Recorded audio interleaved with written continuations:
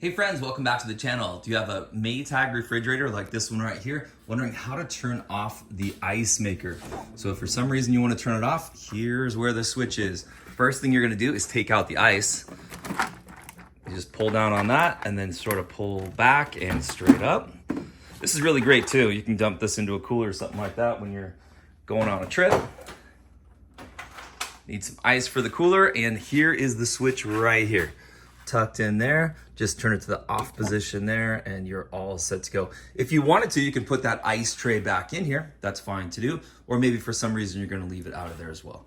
But if you leave that off, obviously it's not gonna be making ice. When you're ready to turn it back on, click it back over, good to go. Now don't forget, once you turn that on and obviously put the ice bucket back in,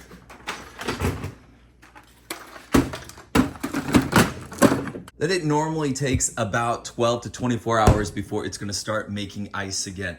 Especially if for some reason that freezer got a little bit warmer, it's gonna wait until it's at the right temperature before it starts making ice.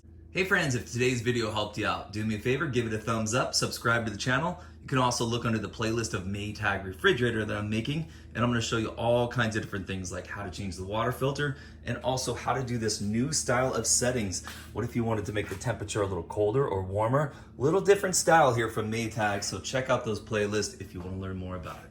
We'll see you next time.